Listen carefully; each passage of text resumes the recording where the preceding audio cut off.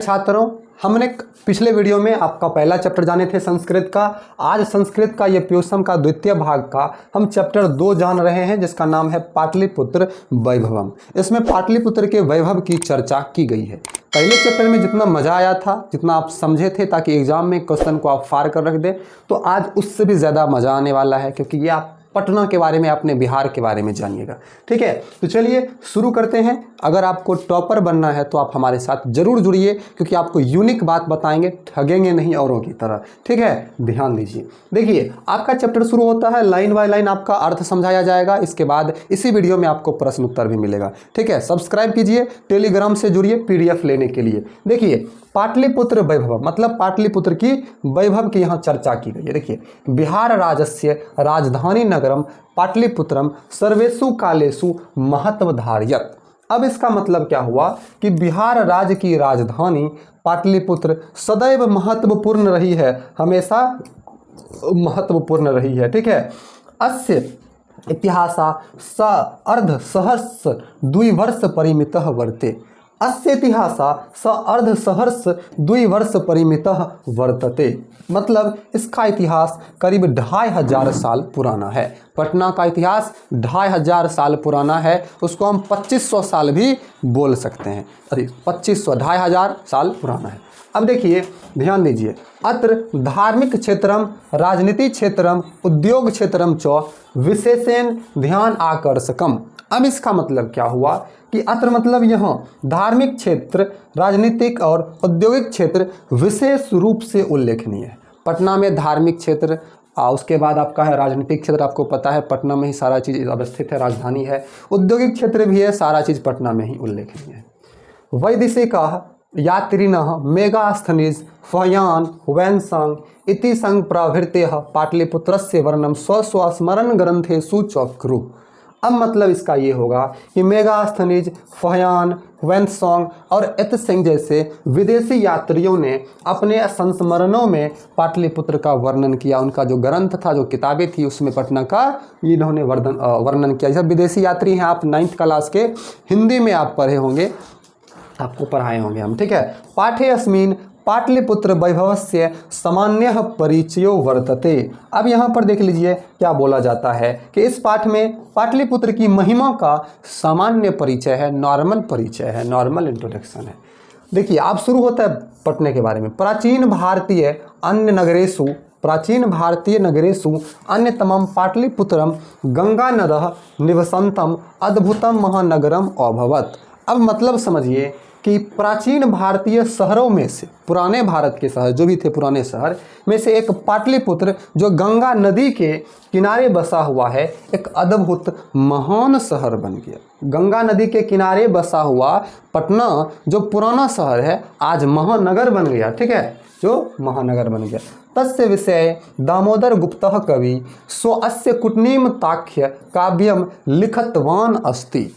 अब इसका मतलब हुआ कि कवि दामोदर गुप्त ने अपनी कुटनीम ताख्य में, उनकी जो रचना थी, में उनके बारे में एक कविता लिखी है। पटना के बारे में कुटनीम ताख्य में दामोदर गुप्त कवि जी एक कविता लिखे हैं। अब देखिए, आगे बढ़ते हैं। आप लोग तब तक लाइक कर दीजिए। अब जैसे कि देखिए, वो क्या लिखे हैं दामोदर गुप्त जी कि अस्ते महातिलकम, ध्यान दीजिएगा, अस्ते महातिलकम सरस्वती कुल गिरियम महानगरम नामना पाटलिपुत्रम परिभूत पुरंदर स्थानम।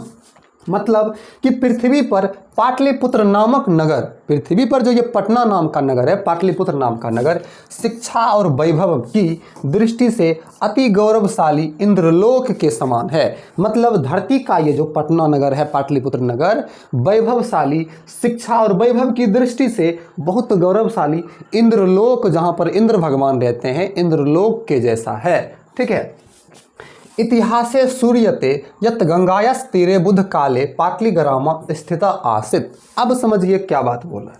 बोला इतिहास बताता है कि इतिहास में ऐसा सुना जाता है कि बुध के समय में पाटलिग्राम गंगा तट पर स्थित था। पाटली गांव जो था गंगा के किनारे स्थित था। ठीक है, यत्र चो भगवान बुद्धः बहुकृत्वा समागतः। यत्र चो भगवान बुद्धः बहुकृत्वा समागता। मतलब ऐसा कहा जाता है कि यहीं पर भगवान बुद्ध की कई बार मुलाकात हुई थी। भगवान बुद्ध जो है यहीं पर कई बार मिले थे। ठीक है। तेन कथितम आसीत् यद ग्रामोऽयं महानगरम भविष्यति किंतु कलहस्य अग्निदाहस्य जलपूरस्य च भयात सर्वदा क्रांतम भविष्यति।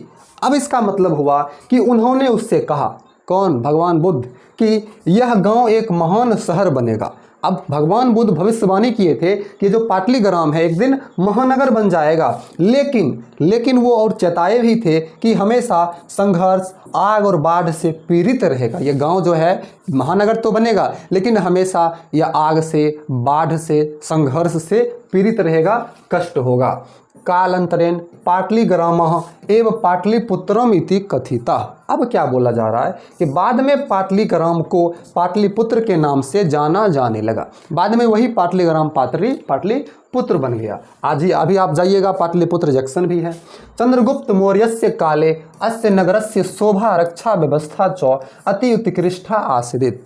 अब यहाँ पर क्या बोला जा रहा है कि चंद्रगुप्त मौर्य के शासन काल के दौरान इस शहर की सुंदर और अच्छी तरह से संरक्षित था। सुंदर था, संरक्षित मतलब सुरक्षित था। तो आपसे पूछा जाएगा चंद्रगुप्त मौर्यस्य कालस्य नगरस्य शोभा रक्षा व्यवस्था की आसीत, तो अति उत्कृष्टा आसीत। ध्यान रखिएगा। ठीक है, आगे देखिए। यूनान राजदूतः मेगास्थनीजः स्वसंस्मरणेषु निरूप्यति। अब बोल रहे हैं कि यूनान के जो राजदूत थे, यूनान से आए थे, जिनका नाम था मेगास्थनीज, अपने संस्मरण में इसका वर्णन किया है। उनकी जो रचना थी, जो लिखे हैं, उसमें इस पटना नगर का वर्णन किया है। अस्य नगरस्य वैभवम प्रियदर्शिनः अशोकस्य समय सूतराम समृद्धम। अब बोल रहा है कि अशोक के शासन काल में इस शहर का वैभव, पटना का वैभव खूब फला फूला, मतलब पटना का प्रतिष्ठा और भी बढ़ा। किसके समय? अशोक के समय। आपका रिक्त स्थान का क्वेश्चन है, अस्य नगरस्य वैभवम प्रियदर्शिना अशोकस्य समय किम अस्ति, तो सूतराम समृद्धम, यहाँ से होगा सूतराम समृद्धम। आगे बढ़ते हैं, लाइक कर दीजिए, ध्यान दीजिए। राजशेखर काव्य शिक्षायाः प्रमुख ग्रंथे काव्य मीमांसा ग्रंथे आदरपूर्वकम स्मरण करोति यत् पाटलिपुत्रस्य प्राचीन सरस्वती परंपरा चिरकालात् प्रचलिता आसीत्। लाइन बाय लाइन पर ध्यान दीजिए, रीडिंग पर और अर्थ पर समझिएगा। ध्यान दीजिए। देखिए, काव्य शिक्षा पर एक प्रमुख कृति है, रचना है कि काव्य मीमांसा में राजशेखर श्रद्धापूर्वक, इच्छापूर्वक याद करते हैं कि पाटलिपुत्र की प्राचीन सरस्वती परंपरा, पुराना जो सरस्वती परंपरा लंबे समय से प्रचलन में थी, बहुत लंबे समय से वहाँ एक परंपरा चलन में थी।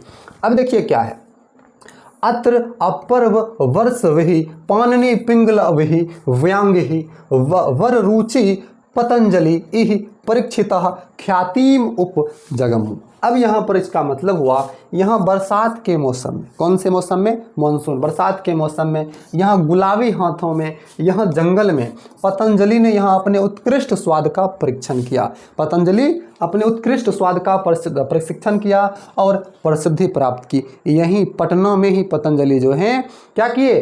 प्रसिद्धि प्राप्त की। देखिए, कतिपयेषु प्राचीन संस्कृत ग्रंथेषु पुराण आदिषु पाटलिपुत्रस्य नामांतरम पुष्पपुरम कुसुमपुरम व प्राप्यते। अब यहाँ पर से क्वेश्चन पूछा जाता है। देखिए, कुछ प्राचीन संस्कृत ग्रंथों जैसे पुराणों में पाटलिपुत्र का नाम पुष्पपुरा या कुसुमपुरा बताया जाता है। कुछ पुराने ग्रंथ हैं जिसमें पाटलिपुत्र का नाम पुष्पपुर और कुसुमपुर बताया जाता है कि पहले पाटलीग्राम का नाम पुष्पपुर था, फिर कुसुमपुर था, पाटलीग्राम था। देखिए, अनेन ज्ञायते यत् नगर अस्य समीपे पुष्पानाम बहु उत्पादनम भवति स्म। अब क्या बोला जा रहा है कि इससे पता चलता है, क्योंकि पुष्पपुर या कुसुमपुर नाम था, कि इस शहर के निकट फूल प्रचुर मात्रा में उगते थे, कुछ मात्रा में इस नगर के नज़दीक फूल उगते थे, इसीलिए इसको पुष्पपुर कहा जाता था। पाटल पुष्प संरचनाद अपि पाटलिपुत्र इति नाम निष्पत्तनम। अब देखिए, इससे पाटलिपुत्र भी कहा जाता है क्योंकि यह कमल के फूल जैसा दिखता है। पटना जो है कमल के फूल जैसा दिखता है, इसीलिए इसे पाटलिपुत्र भी कहा जाता है। गुप्त वंशस्य शासन काले शरद ऋतो कुमोदी उत्सव अतीव लोकप्रिय आसीत्। अब देखिए, गुप्त राजवंश के शासन काल के दौरान, शरदकालीन कौमुदी उत्सव शहर में बहुत लोकप्रिय था। शरदकालीन सर्दी के समय में जो कौमुदी महोत्सव होता था वो बहुत लोकप्रिय था। ठीक है, अब देखिए आगे है उपस्थितः सर्वे अतीव प्रसन्न आसान। अब यहाँ पर बोल रहा है कि उपस्थित सभी लोग बहुत खुश थे। अवसर पर उपस्थित होते तो लोग खुश होते थे। अद दुर्गा पूजायाः अवसरे अपि एतादृशः समारोह दृश्यते। मतलब कि आज दुर्गा पूजा के मौके पर कुछ ऐसा ही समारोह देखने को मिल रहा है। जैसे आजकल का दुर्गा पूजा है तो पहले का जो था, पहले की पटना में जो था, पहले के समय में कौमुदी महोत्सव था, आज के दुर्गा पूजा के बराबर है। वैसे ही खुशी, वैसे ही भीड़ देखने को मिलता है। काल चक्रवसाद यद्यपि मध्यकाले पाटलिपुत्रम वर्ष सहस्त्र परिमितम जीर्ण अत्र अनुभूत। अब यहाँ पर बोल रहा है कि हालांकि समय चक्र के कारण, मतलब समय चलते रहता, बढ़ते रहता है, मध्य युग में पाटलिपुत्र लगभग 1000 वर्षों तक जीर्ण शीर्ण अवस्था में था, मतलब बढ़ रहा था, विकास हो रहा था। ठीक है, अब देखिए तस्य संकेतः अनेकेषु साहित्य ग्रंथेषु मुद्रा राक्षस आदिषु लभ्यते। अब बोल रहा है कि इसका संकेत मुद्रा राक्षस जैसे कई साहित्यक जो ग्रंथ हैं उसमें पाया जा सकता है, उसमें मिलता है। मुगल वंश शासन काले, ठीक है, मुगल वंश काले अस्य नगरस्य समृद्धो जाता। मतलब कि मुगल वंश के दौरान शहर का जीर्णोद्धार किया गया, शहर को और आगे बढ़ाया गया और विकास किया गया।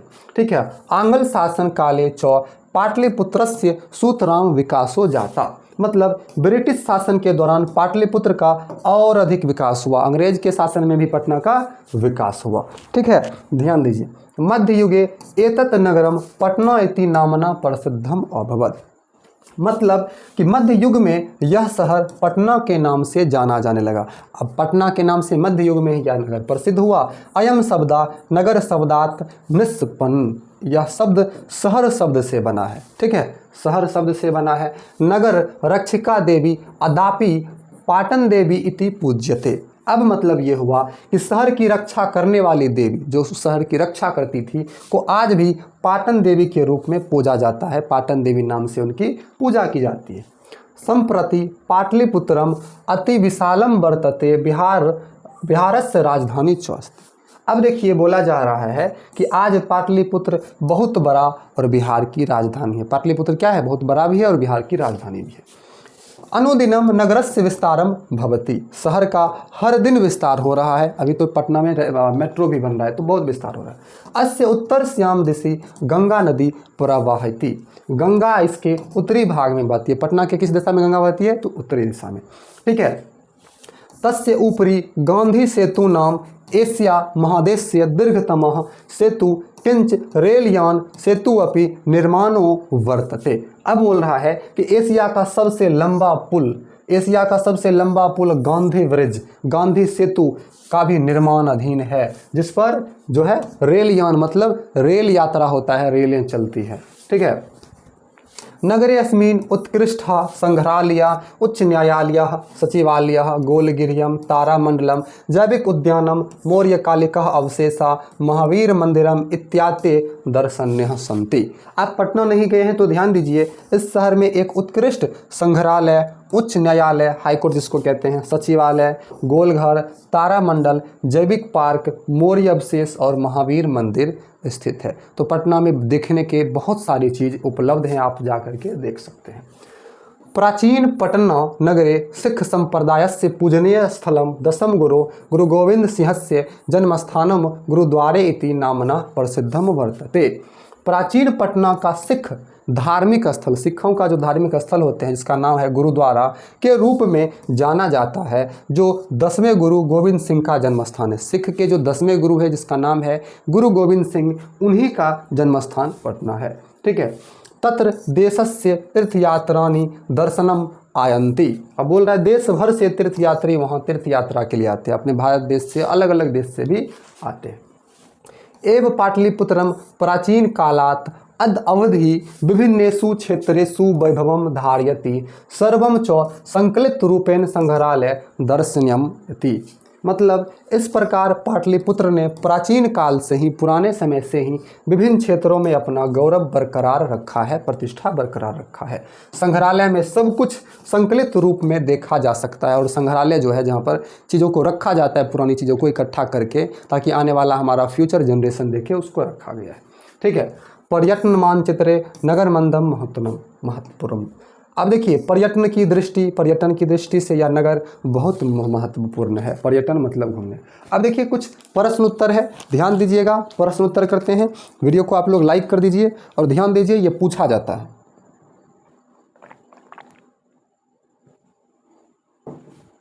देखिए अब यहाँ पर है, पटना के मुख्य दर्शनीय स्थलों का उल्लेख करें। मतलब पटना में दर्शन स्थल कौन कौन से, उसका उल्लेख। तो संग्रहालय, सचिवालय, गोलघर, तारामंडल, मौर्यकालीन अवशेष। अवशेष का मतलब मौर्य काल के समय में जो भी, उनके समय में जो भी था चीज़ें, उसकी अवशेष अभी भी मिलती है। महावीर मंदिर, गुरुद्वारा, उच्च न्यायालय, जैविक उद्यान जिसको हम लोग कहते हैं चिड़ियाघर आदि पटना के मुख्य पर्यटक आकर्षण है। लोग आते हैं इनको देखने, घूमने। अगला है पाटलिपुत्र शब्द कैसे बना। देखिए पाटलिपुत्र शब्द गुलाब के फूल के नाम से बना है, जिसका उल्लेख गुड़िया की रचना में मिलता है। पाटलिग्राम ही बाद में पाटलिपुत्र के नाम से जाना जाने लगा। कुछ प्राचीन संस्कृत ग्रंथों और पुराणों में पाटलिपुत्र को पुष्पपुर या कुसुमपुर के नाम से भी जाना जाता है। अगला है सिखों के लिए क्यों महत्वपूर्ण है पटना, अथवा अब पूछा गया था दूसरे तरीका से, पटना का गुरुद्वारा किसके लिए और क्यों प्रसिद्ध है, 3 वाक्यों में उत्तर दे। तो कई भी तरीका से क्वेश्चन पूछा जा सकता है। तो पटना सिखों का पूजा स्थल है, तो पूजा करने का स्थल। यहाँ उनके 10वें गुरु गोविंद सिंह का जन्म स्थान है। यह स्थान गुरुद्वारा के नाम से जाना जाता है। उनके गुरु का जो जन्म स्थान है किस नाम से, गुरुद्वारा के नाम से जाना जाता है। चौथा प्रश्न है, प्राचीन ग्रंथों में पटना के कौन कौन सा नाम वर्णित है। देखिए प्राचीन ग्रंथों में पटना का नाम पुष्पपुरा, कुसुमपुरा और पाटलिपुत्र मिलता है, ये प्रसिद्ध नाम। कवि दामोदर गुप्त के अनुसार पाटलिपुत्र कैसा नगर है, अथवा दूसरा टाइप से पूछा गया, दामोदर गुप्त ने पटना के संबंध में क्या लिखा। ये कवि दामोदर गुप्त के अनुसार पाटलिपुत्र महानगर पृथ्वी के नगरों में सर्वोत्तम है, अच्छा है। यहाँ विद्वान लोग रहते हैं। कवि ने इस महानगर की तुलना इंद्रलोक से की है। इसे सरस्वती का घर कहा जाता है। पटना को सरस्वती का घर कहा जाता है। कौन कौन से विदेशी यात्री पटना आए थे, तो देखिए मेगास्थनीज, फहान, वैनसंग तथा इतिसंग आदि ये सब विदेशी यात्री पटना आए थे। चंद्रगुप्त मौर्य और अशोक के समय में पाटलिपुत्र किस प्रकार का शहर था। तो देखिए चंद्रगुप्त मौर्य के समय में पाटलिपुत्र की रक्षा व्यवस्था बहुत सुदृढ़ थी, जिसको उत्कृष्ट भी बोल सकते हैं। यह एक खूबसूरत शहर था। अशोक के शासनकाल में इस नगर का वैभव और भी अधिक समृद्ध हुआ, अशोक के शासनकाल में। ठीक है। पाटलिपुत्र के प्राचीन उत्सव का वर्णन। प्राचीन उत्सव पटना का कैसा था। देखिए शरद ऋतु में पाटलिपुत्र में कुमोदी महोत्सव बड़े धूमधाम से मनाया जाता था। सभी नगरवासी, जो भी नगर के लोग थे, हर्ष से भर गए। गुप्त वंश के शासन काल में यह प्रथा विशेष रूप से प्रचलित थी। जिस प्रकार आजकल दुर्गा पूजा मनाई जाती है, उसी प्रकार प्राचीन काल में कुमोदी उत्सव मनाई जाती थी पुराने समय में। ठीक है। अगला प्रश्न है, राजशेखर ने पटना के बारे में क्या लिखा। तो देखिए राजशेखर ने अपने काव्य में लिखा है कि पाटलिपुत्र शिक्षा का प्राचीन केंद्र था, पुराना केंद्र था। यहाँ अनेक संस्कृत विद्वान हुए हैं। यहीं से पाणिनि, पिंगल, व्याधि, वरुरुचि, पतंजलि आदि को प्रसिद्धि मिली है। ये सब यहीं से प्रसिद्ध हुए हैं। ठीक है। आपका 9 क्वेश्चन जाने, आगे बढ़ते हैं 10वें प्रश्न। प्राचीन पाटलिपुत्र में शिक्षा के बारे में लेखक का क्या विचार है। मतलब पुराना जो पटना था वहाँ की शिक्षा कैसी थी, उसके बारे में कवि का, लेखक का क्या विचार है। तो प्रस्तुत पाठ में लेखक ने बताया है कि दामोदर गुप्त नामक कवि से हमें यह जानकारी मिलती है कि पाटलिपुत्र सरस्वती की ननिहाल थी, अर्थात शिक्षा का केंद्र था। कवि राजशेखर के अनुसार पाणिनि, पिंगल, व्याधि, वरुरुचि, पतंजलि आदि ने यही प्रसिद्धि प्राप्त की थी। इससे पता चलता है कि प्राचीन पाटलिपुत्र शिक्षा का एक महत्वपूर्ण केंद्र था। मतलब पुराना पटना जो था शिक्षा का एक महत्वपूर्ण केंद्र था, यहाँ पर पढ़ने आते थे। अगला है, भगवान बुद्ध ने पाटलिपुत्र नाम के बारे में क्या कहा, अथवा में भी पूछा गया है कि भगवान बुद्ध ने पटना के बारे में क्या कहा। तो देखिए ध्यान दीजिएगा, समझिएगा। भगवान बुद्ध प्राचीन काल में कई बार पाटली गांव आए थे, कई बार आए थे। यहाँ आकर उन्होंने इस गांव का बहुत महत्व बढ़ा दिया था और उन्होंने यह भी कहा था कि एक दिन यह गांव महानगर बन जाएगा, लेकिन यह शहर आग, पानी और कलह मतलब झगड़ा से हमेशा डरता रहेगा, आग, पानी और झगड़ा से। ठीक है। अगला आपका 12 नंबर प्रश्न है, ध्यान दीजिएगा। 12 नंबर प्रश्न, पटना में कौमुदी महोत्सव कब मनाया जाता था? उत्तर होगा कौमुदी उत्सव शरद ऋतु में पाटलिपुत्र में मनाया जाता था। यह उत्सव गुप्त वंश के काल में होता था। उस वक्त सभी लोग खुशी में डूबे हुए थे, प्रसन्न थे, एकदम सभी का अच्छा दिन कर रहा था। ठीक है। देखिए आपका 13 नंबर प्रश्न है, ध्यान दीजिएगा। पाटलिपुत्र वैभवम पाठ का 5 वाक्यों में परिचय दीजिए। अथवा पूछा गया है क्वेश्चन इसी को, पाटलिपुत्र वैभवम पाठ के आधार पर पाटन के वैभव का 5 वाक्यों में वर्णन करें। फिर अगली बार अलग क्वालिटी से पूछा गया पाटलिपुत्र के वैभव पर प्रकाश डाल। तो किसी भी टाइप से पूछे आपको आंसर यही देना है कि पाटलिपुत्र वैभवम नामक ग्रंथ में बिहार की राजधानी पटना के प्राचीन महत्व को दर्शाया गया है। आधुनिक राजधानी के प्रसिद्ध स्थानों को ऐतिहासिक परंपरा के अनुसार दर्शाया गया है। चंद्रगुप्त मौर्य के समय में यहाँ की सुंदरता एवं रक्षा व्यवस्था उत्कृष्ट थी। अशोक के काल में यहाँ की रक्षा व्यवस्था अधिक समृद्ध थी। यहीं से पाणिनि, पिंगल, व्याधि, वररुचि, पतंजलि आदि महान कवियों और विद्वानों को प्रसिद्धि मिली। यहाँ संग्रहालय, गोलघर, जैविक पार्क, तारामंडल, प्राचीन अवशेष आदि ये सब दर्शनीय स्थल है, देखने का स्थल है। ठीक है। देखिए लास्ट प्रश्न आपका है, पाटलिपुत्र वैभव का वर्णन करें। चलिए देखिए, पाटलिपुत्र प्राचीन काल से ही अपनी गौरवशाली परंपरा के लिए प्रसिद्ध रहा है। यहाँ आए विदेशी यूनानी लोगों ने अपने संस्मरणों में यहाँ की कई उत्कृष्ट संपत्तियों का वर्णन किया। जैसे मेगास्थनीज ने लिखा है कि चंद्रगुप्त मौर्य काल में यहाँ की सुंदरता एवं रक्षा व्यवस्था उत्कृष्ट थी। अशोक काल में यहाँ की रक्षा व्यवस्था अधिक समृद्ध थी। कवि राजशेखर ने अपनी कीर्ति काव्य मीमांसा में लिखा है कि पाणिनि, पिंगल, व्याधि, वररुचि, पतंजलि आदि महान कवि और विद्वानों को यहीं से प्रसिद्धि मिली। आज पाटलिपुत्र नगर को पटना के नाम से जाना जाता है। तो आपको इस वीडियो में हम पाटलिपुत्र का पूरा हिंदी अर्थ, पूरा प्रश्न उत्तर बताया। बहुत वीडियो लंबी बन गई। वीडियो अच्छी लगी तो लाइक कीजिए, सब्सक्राइब कीजिए। अगली या पिछली वीडियो देखने के लिए प्लेलिस्ट जरूर चेक करें। धन्यवाद, मिलते हैं अगले वीडियो में। Thank you.